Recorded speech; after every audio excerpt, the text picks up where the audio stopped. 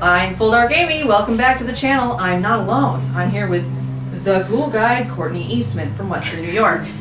This is 666, 6 questions, 6 answers in 6 minutes, or as close to 6 minutes as we can get it. Here we go. What was it like the first time you investigated the paranormal? It was interesting. It was definitely interesting. I think it was like the real time I investigated. I was probably about like in high school, so probably like 16 years old. Wow. I went to Iron Island. Oh. We had some really weird things happen. I had my hair get like tugged like this. A motion light came on in the hallway, and some really spooky things happened. Was that awesome at 16 years old? Yeah. Because that's like a super, like I feel like it's a way more impressionable age to really start. I didn't do that.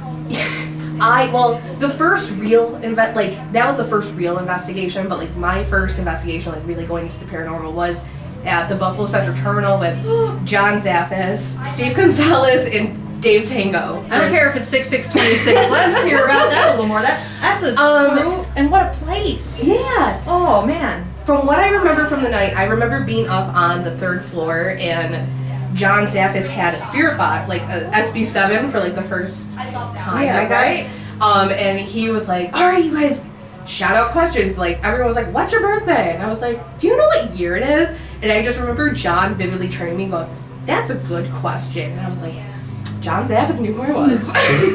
Validation. I love it. That's cool. Yeah. That's Buffalo Central Terminal. Great, 2 places I'd like to go.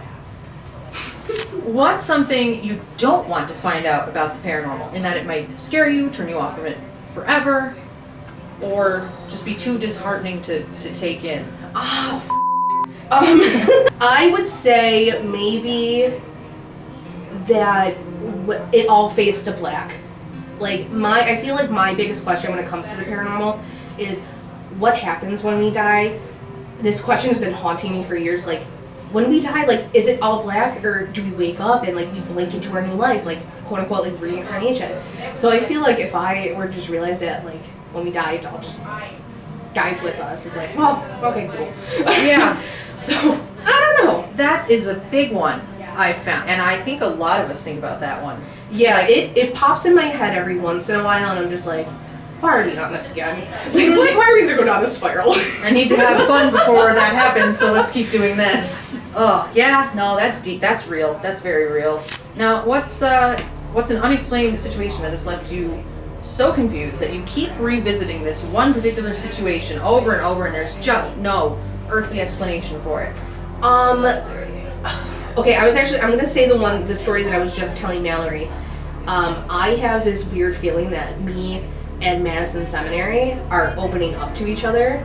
I have been very fortunate to explore this place at least like 8 times this year. Oh my god. So I started with a tour, and on that tour I was kind of given it a piece of my mind, especially with the doctor stories. And I remember being like, how could a person do this to another person? And in that moment we heard a male disembodied voice, and we couldn't explain it.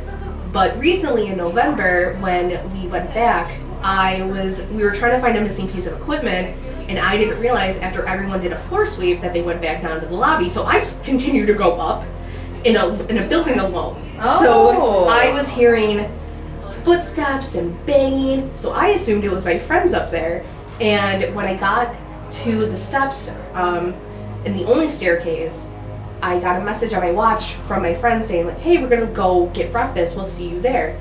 And I stood there, I looked up in the 4th floor asylum, and I was like, oh no, there's nothing there. But like I heard banging, like I really thought that she went up to meet her husband, and like we were all gonna meet up there, because I was taking B-rolls and stuff, but nothing was there. Ooh. So like it keeps popping in my head, because I'm just like, what wanted me up there? Mm-hmm. And the night before, I never really if you you were there, you would know, but my name kept coming up in the Estes session, so it's like almost like who loves calling that? me in. So I don't know what it is, but I keep remembering that, and I'm just like, what is it? Like, what is it about it? Yeah. So I love that. Oh, I love those situations, because they make your brain keep going forever, and it's, I don't know, now and again you sometimes grab a new angle to it, and you're like, oh wait, I constantly ask myself, like, what would have happened if I went up there? And I just ignored that text message and never saw it. Like, what would have been waiting for me? What would have happened? Would I see something? Like, something wanted me up there. Yikes. I don't know what it was. Ew. Yeah. There's also an ew to that. The seeing. That's Yeah.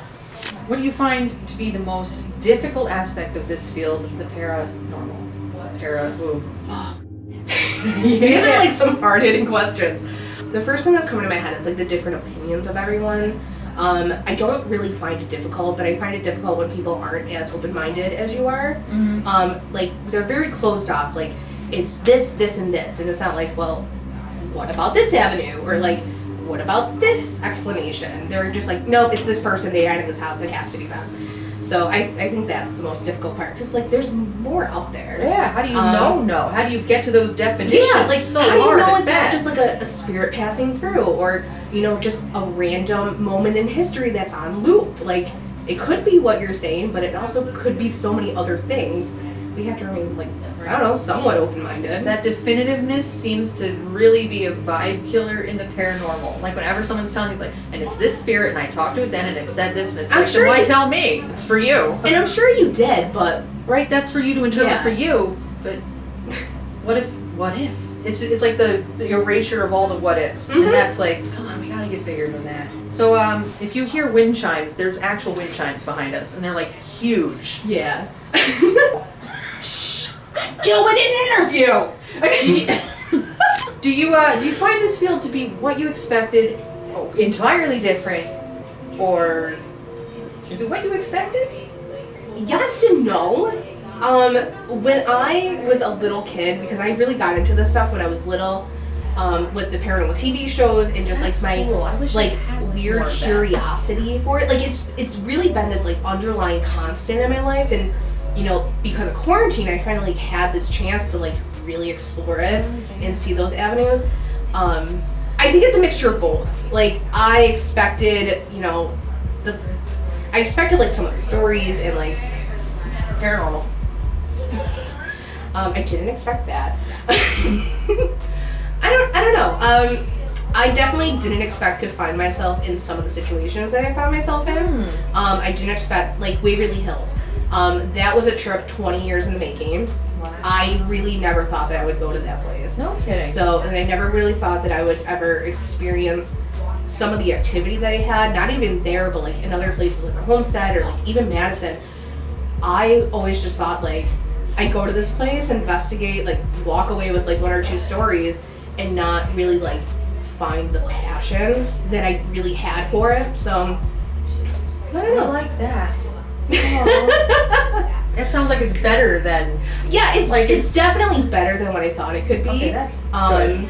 But also, I never really thought that I would find myself in this field. I really thought that I would just be like someone who went to a ghost hunt like every once in a while and just like lived off the paranormal TV shows. Like I never really thought that I would jump into this as much as I have. So Love that. that's like the unexpected funness of it. That's I guess. good. Oh, that's Yeah. positive. Now, the last question comes directly from Ryan. Always. Love this. What are your favorite paranormal road trip snacks?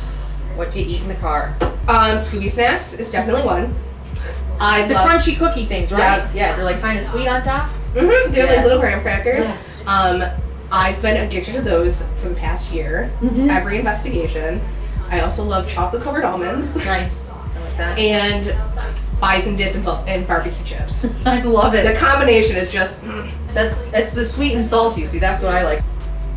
no. It's the most vile thing, and then mixed with Dunkin' Donuts coffee. I know, but that's not bad either. I feel like I slowly kept Dunkin' alive throughout the quarantine. I love it. It's fine. I don't go to Starbucks for anything. I go to Dunkin'. There you have it. Another 666. 6 questions, 6 answers, in 6-ish minutes. Courtney Eastman, the Ghoul Guide from Western New York. Tell them where they can find you. So you can find me on Instagram, TikTok, Facebook, and Twitter, all under the handle The Ghoul Guide. And that's about it.